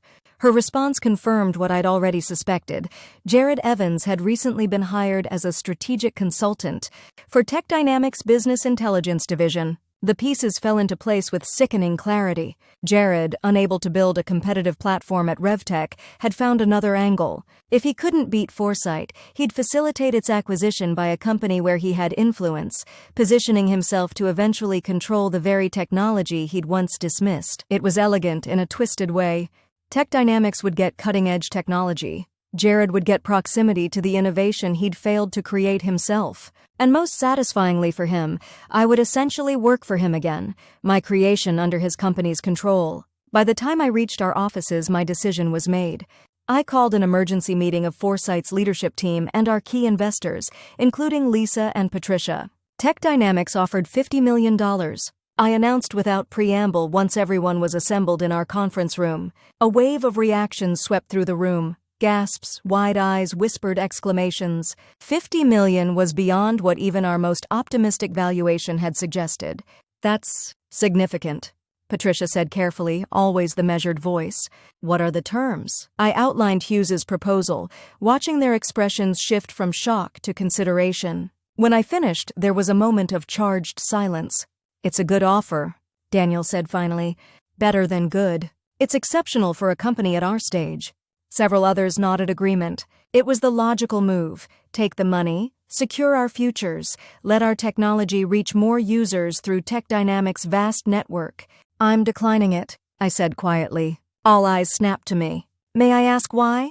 Patricia's tone was neutral, but her intense gaze suggested she suspected there was more to the story. Several reasons. First, while $50 million is flattering, it undervalues our long-term potential. At our current growth rate, we'll be worth twice that within 18 months. Lisa nodded, having seen our latest projections. Second, acquisition means losing control. No matter what promises they make about autonomy, ultimately major decisions would require Tech Dynamics approval. That's standard in any acquisition, Maya pointed out. And they're offering you a leadership position. Which brings me to my third reason. I took a deep breath. Jared Evans recently joined Tech Dynamics as a strategic consultant, specifically in their Business Intelligence Division, the same division that would absorb Foresight. The atmosphere in the room instantly changed. Everyone at that table knew my history with Jared, understood what he had done to me professionally and personally. You think he engineered this offer? Patricia asked, her legal mind immediately grasping the implications. I think he suggested Foresight as an acquisition target after failing to build a competitive platform at RevTech. And I think he's positioning himself to eventually control the technology he once dismissed, my technology. Daniel let out a low whistle. That's diabolically on brand for him. So we say no, Kevin said firmly. We don't let that happen. It's not that simple, Maya cautioned. $50 million is life-changing money. We all have equity. This would make everyone in this room wealthy. She was right, of course. Turning down the offer meant asking my team to pass on immediate wealth for the uncertain promise of greater success later. It wasn't just my decision to make. I understand if any of you feel differently, I said. You've all worked incredibly hard to build Foresight, and you deserve to be rewarded for that. If the majority wants to accept the offer, I'll respect that decision. Lisa leaned forward. Before anyone decides, let me offer a third option. Venture Capital Solutions would be prepared to lead a Series B funding round at a $75 million valuation. It would provide liquidity for early employees who want to cash out some equity while allowing Foresight to remain independent. A murmur of interest ran through the room. $75 million valuation, 50% higher than Tech Dynamics' offer, with the freedom to continue our vision. I need to be clear, Lisa continued. This isn't about revenge or personal vendettas. It's about recognizing Foresight's true value and potential. The fact that your ex-boyfriend is trying to regain control of your innovation is relevant, but it's not the only factor to consider. Patricia nodded thoughtfully. From a purely legal and business perspective, Lisa's proposal makes more sense. It recognizes Foresight's momentum and preserves our independence while still providing financial returns. I agree, Daniel said firmly. We're just getting started. Selling now would be premature, regardless of who's on the other side of the deal. One by one, the leadership team voiced their opinions. The consensus was clear: decline Tech Dynamics' offer, pursue the Series B funding, maintain independence. As the meeting concluded, Emma, who'd been quiet throughout, approached me. "Thank you," she said simply. "For what?" "For not selling out to him." Again, her voice was quiet but intense. "You don't know how many of us at RevTech were inspired when you started Foresight. If you had given in now..." She didn't need to finish the thought. I understood exactly what this represented, not just to me, but to everyone who had ever been undermined or dismissed by someone with more power or privilege. The next morning, I called Connor Hughes with our decision. "I appreciate the offer, but Foresight will remain independent. We're pursuing a Series B funding round at a substantially higher valuation." His disappointment was evident, though professionally masked. "That's unfortunate. I believe we could have accomplished great things together." "Perhaps," I acknowledged, "but not with Jared Evans involved in any capacity." A telling pause. "I'm not sure I understand." "I think you do, Mr. Hughes. And I think you're too smart to have believed I wouldn't discover his connection to this offer." Another pause, longer this time. "Ms. Crawford, business decisions are complex. Personal histories shouldn't interfere with strategic opportunities. On that we agree. Which is why I won't put my company's future in the hands of someone with a demonstrated history of sabotaging my work for his own advancement." After hanging up, I sat quietly in my office, processing what had just happened. I had turned down $50 million, more money than I had ever imagined having, and I had done it without hesitation. 6 months ago, I might have doubted my decision. Now I felt nothing but clarity and resolve. This was my company, my vision, my future. No one, especially not Jared, would take that from me again. Later that day, an email arrived from an address I didn't recognize. "You're making a mistake. I was trying to help you cash out at a premium. Your technology isn't as unique as you think. Others will replicate it, and your window of opportunity will close. Reconsider while the offer still stands." J. The old Mia might have been shaken by this thinly veiled threat. The new Mia simply forwarded it to Patricia with a note: "Documentation for the file. Pattern of harassment continues." Patricia's response was immediate: "Documented." And might I add, his desperation is showing. Well done. The months that followed were both exhilarating and exhausting. Lisa delivered on her promise of a Series B round at a $75 million valuation, bringing in new investors who shared our vision for Foresight's future.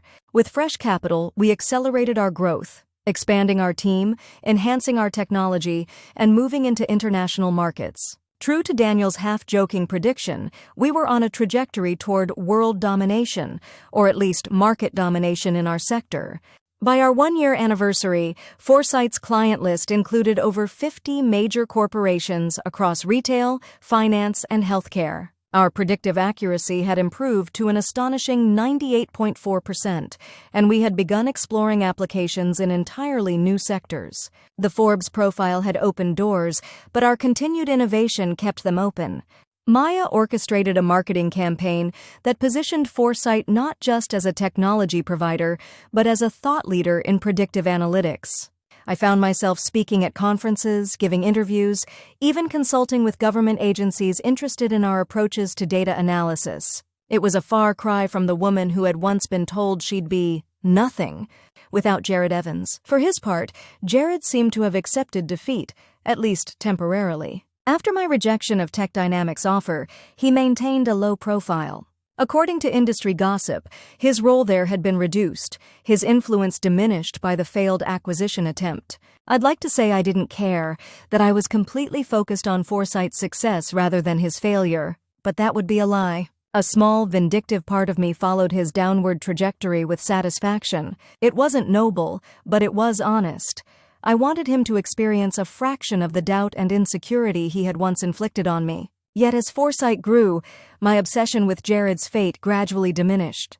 Success, it turned out, was not just the best revenge, it was also the best healer. The more I accomplished, the less his opinion mattered. The more I created, the less I dwelled on what he had destroyed.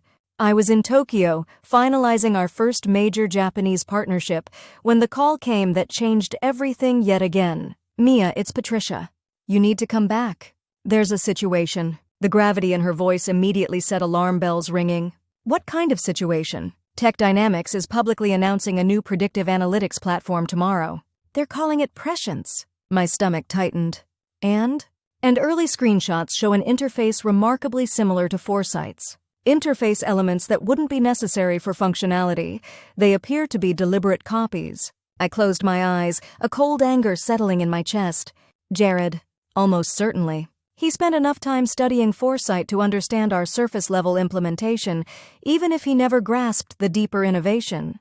Can we stop the launch? Not without evidence of actual code theft. Interface similarities alone aren't enough, especially when the underlying technology might be different. I paced my hotel room, mind racing. How similar is remarkably similar? Without seeing their actual code, it's hard to say. But from what our sources have provided, a casual observer might not distinguish between prescience and foresight at first glance. This was his countermove. Unable to acquire my technology, he was attempting to replicate it, or at least its appearance. It was a classic Jared tactic. If you can't create something original, copy someone else's work and claim it as your own. "I'm on the next flight home," I said, already mentally calculating the fastest route back. 20 hours later, jet-lagged and running on caffeine and determination, I sat in Patricia's office reviewing the leaked materials her sources had provided. The similarities were indeed striking. Color schemes, layout, even some of the terminology used in the interface. "This goes beyond coincidence," I said, pointing to a unique visualization format Kevin had developed specifically for Foresight. This graph representation was Kevin's original design. "It's not industry standard, it's proprietary to us." Patricia nodded grimly. "The question is whether these similarities constitute legally actionable infringement or merely unethical imitation." "What's your assessment?" She sighed, the lawyer in her weighing possibilities. "We have a case, but it's not airtight. Interface elements are difficult to protect, and Tech Dynamics has enough resources to drag out litigation for years. So what do we do? Let them launch a knockoff of our platform? Not necessarily." She tapped her fingers thoughtfully on her desk. "We have 3 options. 1. Immediate legal action seeking an injunction against their launch. It's aggressive but risky. If we fail, we look desperate and potentially damage our market position. Option 2. Let them launch, then systematically document the similarities and file a more comprehensive suit with evidence of actual market confusion. Slower but potentially more effective." Neither option felt satisfying. Both meant prolonged legal battles that would drain resources and attention from Foresight's continued innovation. And the third option? A small smile played at the corners of Patricia's mouth. "Beat them at their own game. They're copying what they can see, the interface, the marketing language. But they don't have what makes Foresight truly revolutionary, your core algorithm and methodology. So we accelerate our own innovation," I said slowly, understanding dawning. "Release the next generation of Foresight before they can even launch their imitation of our current version." Exactly. Make Prescience obsolete before it ever reaches the market. It was elegant and supremely satisfying. Instead of playing defense through legal maneuvering, we would surge ahead so decisively that Jared's copycat effort would appear not just derivative, but outdated. We'd need to compress our development timeline significantly, I said, mentally reviewing our product roadmap. Version 2.0 was scheduled for release in 6 months. Can it be done sooner? I thought of my team, their talent, their dedication, their personal investment in Foresight's success. With the right motivation, yes. 3 months instead of 6, maybe even faster. And would version 2.0 represent a significant enough leap to make Prescience look obviously inferior? Absolutely. We've been developing capability to not just predict consumer behavior, but actively influence it through precision-targeted interventions. It's an entirely new dimension in predictive analytics. Patricia nodded decisively. Then that's our strategy. We'll file preliminary legal paperwork to establish our concerns and timeline, but our primary focus will be accelerating version 2.0. That evening, I called an all-hands meeting to explain the situation and our response. I was careful to present the facts without emotion, despite the anger and betrayal I felt at Jared's latest attempt to undermine what we had built. Tech Dynamics is launching a predictive analytics platform that appears to copy significant elements of Foresight's interface and approach, I explained, displaying the comparative images on our conference room screen. Rather than becoming mired in protracted litigation, we're going to render their imitation irrelevant by accelerating the release of Foresight 2.0. I expected concern, perhaps even anxiety about the compressed timeline. Instead, I saw determination spread through the room like wildfire. "They're copying our interface but don't have our core innovation," Daniel said, voicing what many were thinking.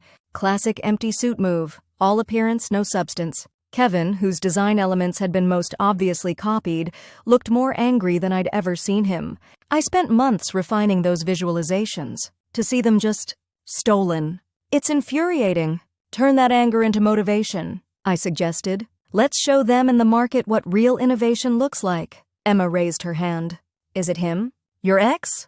Behind this? The directness of her question caught me by surprise, but I appreciated her candor. We believe Jared Evans is involved in Prescience's development, yes. His role at Tech Dynamics gives him influence over their business intelligence initiatives. A murmur ran through the room. By now, everyone at Foresight knew my history with Jared, not just the professional sabotage, but the personal betrayal that had preceded it. So he's still trying to steal your work, Emma said, her voice tight with indignation. Still trying to claim your innovation as his own. It appears so, which is why our response needs to be decisive and unequivocal. Maya, ever the strategist, spoke up. We should consider this an opportunity, not just a challenge. The market will be paying attention to the predictive analytics space because of their launch. If we time our announcement right, we can capture that attention with something genuinely revolutionary. She was right. This wasn't just about defending against imitation. It was about seizing the narrative and reinforcing Foresight's position as the true innovator in our field. For the next 2 months, our office became a hive of focused energy. Sleep was scarce, meals were often delivered at midnight, and families learned to adjust to the demanding schedule. But not a single team member complained or faltered. This had become personal for everyone, not just my vendetta against Jared, but a collective determination to protect what we had all built together. Daniel and his development team worked miracles, compressing what should have been months of coding into weeks. Kevin redesigned the interface to be even more intuitive while distinctively different from anything Tech Dynamics could copy. Maya orchestrated a stealth marketing campaign, creating anticipation without revealing details. As we entered the final push toward release, I received an unexpected message, an invitation to speak at the National Business Technology Conference, coincidentally scheduled for the week after Tech Dynamics planned to launch Prescience. The timing was perfect, a high-profile opportunity to present Foresight 2.0 to industry leaders immediately after our competitors' imitation hit the market. 3 days before Tech Dynamics' scheduled announcement, we completed final testing on Foresight 2.0. The results exceeded even our optimistic projections. Our new influence engine didn't just predict consumer behavior with unprecedented accuracy, it provided actionable pathways to shape that behavior through perfectly calibrated interventions. This is revolutionary, Lisa said during our final pre-release review. You're not just telling businesses what their customers will do, you're showing them how to change what they'll do. With appropriate ethical guardrails, I emphasized, pointing to the extensive controls we'd built into the system. The power to influence behavior comes with significant responsibility. The morning of Tech Dynamics' press conference arrived. Our entire leadership team gathered in the conference room to watch the live stream, tension thick in the air. Connor Hughes took the stage first, delivering standard corporate platitudes about innovation and market leadership. Then he introduced the product development lead for Prescience. It wasn't Jared. Instead, a woman I didn't recognize walked confidently to the podium. Thank you, Connor. I'm Dr. Vivian Reynolds, head of advanced analytics at Tech Dynamics and lead architect of Prescience. Confused glances were exchanged around our conference table. Where was Jared? Why wasn't he front and center for this announcement? Dr. Reynolds proceeded to demonstrate Prescience's capabilities. As we'd expected, the interface bore striking similarities to Foresight's current version. But the functionality appeared limited compared to our platform, focused primarily on historical analysis with relatively simple predictive modeling. What am I missing? Daniel muttered. This is basic. Where's the breakthrough they've been hyping? As the presentation continued, it became increasingly clear that Prescience was indeed a superficial imitation, a hastily assembled platform that mimicked Foresight's appearance without capturing its core innovation. When the demonstration concluded, Hughes returned to the stage for a Q&A session. The first question came from a tech journalist I recognized. Can you address rumors that Prescience was developed with input from Jared Evans, formerly of RevTech, who had previous access to similar technology developed by his ex-girlfriend's company, Foresight Analytics? Hughes visibly tensed. Mr. Evans provided initial consultation on market positioning, but was not involved in Prescience's technical development. Dr. Reynolds and her team are solely responsible for the platform's architecture and capabilities. Another journalist pressed further. Is Mr. Evans still with Tech Dynamics? He was prominently featured in your strategic hires announcement just months ago. Mr. Evans is pursuing other opportunities. Hughes replied stiffly, the exact euphemism used when Jared had left RevTech. As the livestream concluded, our conference room erupted in surprised conversation. They threw him under the bus, Maya marveled. Completely distanced themselves from him, because they realized how it would look, Patricia said, satisfaction evident in her tone. A man with a history of taking credit for women's work, suddenly involved in a product that mimics his ex-girlfriend's successful platform? The optics are terrible, especially after your Forbes profile. I sat quietly, processing this unexpected development. Jared had failed again, not just technically but strategically. His attempt to copy Foresight had resulted in an inferior product and another career setback. So what's our next move? Kevin asked. Do we still accelerate our launch, or stick to the original timeline now that their version is obviously no threat? All eyes turned to me. In truth, the competitive pressure had diminished significantly. Prescience posed little threat to Foresight's market position. We could revert to our original schedule, giving ourselves time to refine version 2.0 further. But something inside me rebelled against that cautious approach. This wasn't just about market strategy anymore. It was about making a statement. We launch at the conference as planned, I decided, not because we need to counter Prescience, but because we've created something extraordinary that deserves to be shared. This was never really about Jared or Tech Dynamics. It was about bringing our vision to life. The team nodded in agreement, and we returned to our launch preparations with renewed focus. If Prescience's unveiling had been anticlimactic, our introduction of Foresight 2.0 would be anything but. The National Business Technology Conference was held at the Grand Hyatt, its ballrooms and meeting spaces filled with industry leaders and innovators. My keynote was scheduled for the second day, in the main hall during prime attendance hours, a coveted slot that reflected Foresight's growing prominence. As I prepared backstage, Lisa appeared with a newspaper in hand. Thought you might want to see this before you go on? It was the business section of the National Observer, featuring an analysis of Tech Dynamics' disappointing Prescience launch. The headline read, Tech Dynamics Prescience falls short of revolutionizing predictive analytics. But it was a sidebar article that captured my attention. Industry controversy, the rise and fall of Jared Evans. The piece detailed his departure from RevTech after allegations of taking credit for subordinates' work, his brief tenure at Tech Dynamics, and his association with the underperforming Prescience platform. The final paragraph was particularly striking. Sources within Tech Dynamics confirm Evans has been asked to leave the company following internal concerns about his contributions to the Prescience project and questions about potential ethical breaches related to his previous work at RevTech. This marks his second high-profile departure in less than a year, raising serious questions about his future in an industry increasingly focused on authentic innovation and ethical leadership. A complex emotion washed over me, not quite satisfaction, not quite pity. Jared had finally faced the consequences of his actions, not because of any direct action I had taken against him, but because his own behavior had caught up with him. You okay? Lisa asked, studying my expression. I'm not sure what I feel, I admitted. I wanted him to face consequences, but now that it's happening, you're not feeling the satisfaction you expected? Something like that. I handed the paper back to her. Maybe because it doesn't change the past. It doesn't erase what he did. Lisa nodded, understanding. Revenge never quite delivers what we hope it will. But this isn't really about revenge anymore, is it? It's about what you've built in spite of him. She was right. Somewhere along the way, proving Jared wrong had stopped being my primary motivation. Foresight had become something larger than my personal vindication.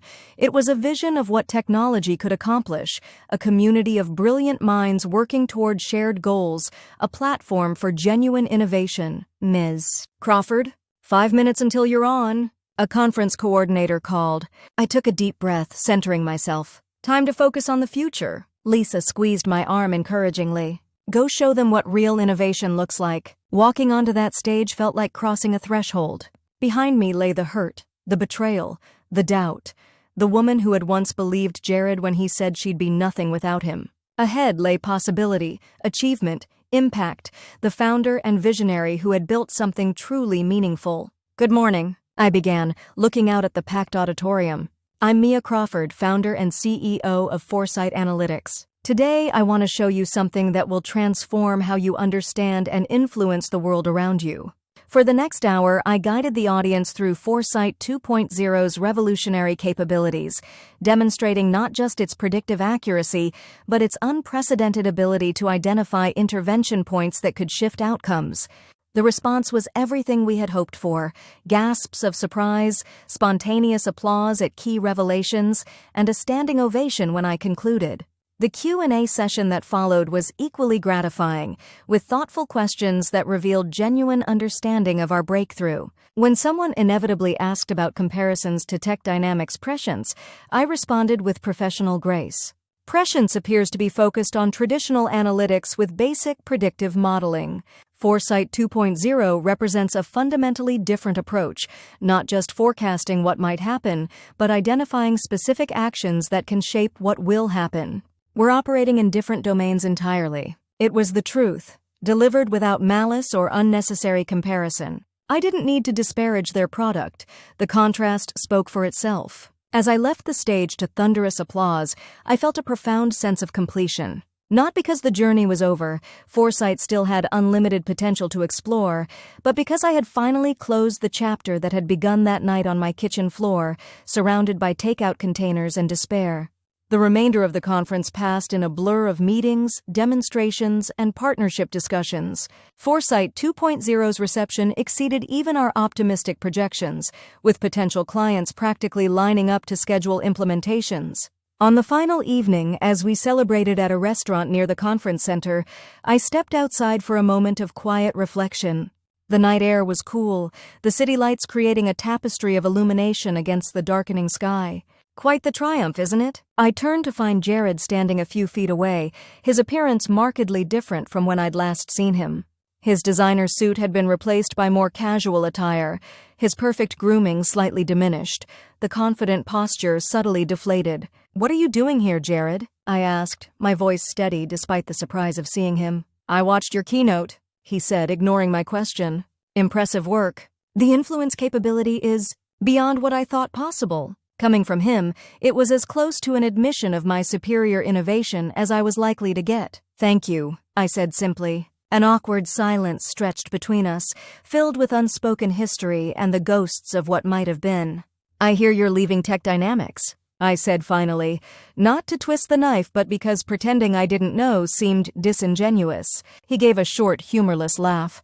"News travels fast. Yes, we've parted ways. Creative differences, they're calling it. What will you do now?" He shrugged, attempting nonchalance but not quite achieving it. "I have options. Several startups are interested in my expertise." I doubted that given his recent track record, but saw no point in challenging the claim.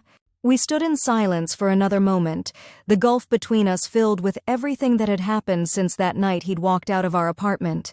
"You know, I never thought you'd actually do it," he said finally, his voice softer. "Build a company. Create something revolutionary.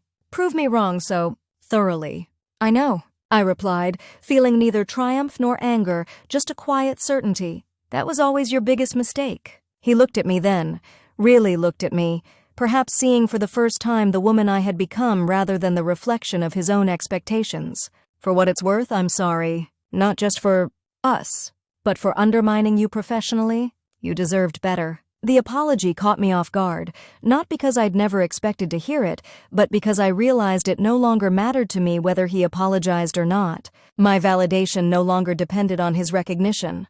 Thank you for saying that, I said genuinely. I hope you find whatever it is you're looking for, Jared. He seemed surprised by my response, perhaps expecting gloating or cold dismissal rather than simple acceptance. For a moment, I glimpsed vulnerability beneath his carefully maintained facade, a recognition of opportunities lost and bridges burned. You've built something remarkable, he said, gesturing toward the restaurant where my team continued celebrating. Not just the technology, the people, the culture. They all look at you like what? Like you're exactly who they want to follow. I never managed that. Compliance, yes. Respect occasionally. But not that kind of loyalty. It was perhaps the most honest thing he'd ever said to me. An acknowledgement not just of my success, but of the fundamental difference in how we approached leadership and relationships. It comes from valuing people for who they are, not just what they can do for you, I said gently. From creating something together rather than taking credit for others' creation. He winced slightly but nodded. Lesson learned. Too late, but learned nonetheless. A text notification lit up my phone. Lisa, wondering where I'd disappeared to. I should get back, I said, gesturing to the restaurant. Of course. He stepped aside slightly, clearing my path. Congratulations again on Foresight 2.0. It truly is revolutionary. I nodded acknowledgement, then paused before walking away. Jared? Yes? You were wrong about me. About what I could accomplish without you. But being wrong about me doesn't mean you have to be wrong about yourself. People can change, if they're willing to do the work. Something shifted in his expression, a flicker of recognition, perhaps even hope. Maybe there's a startup in that. He attempted to joke, but the humor fell flat against the weight of our conversation. Goodbye, Jared, I said finally, turning toward the warm light of the restaurant where my team, my people, awaited. Goodbye, Mia, he replied, his voice fading as I walked away. I didn't look back. There was no need.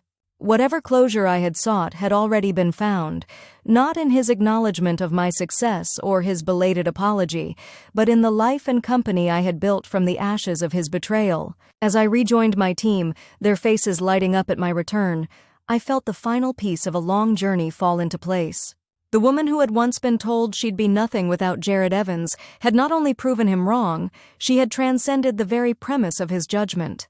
Success wasn't just about the million-dollar business I'd built or the revolutionary technology we'd created. It was about reclaiming my own story, writing my own future, and surrounding myself with people who valued authentic innovation and genuine connection. In the end, the best revenge hadn't been destroying Jared Evans, but creating something so much greater than anything he could have imagined or taken credit for. Something that would endure long after our personal history faded into insignificance. A legacy built not on bitterness or retribution, but on vision, perseverance, and the courage to believe in my own potential when no one else did.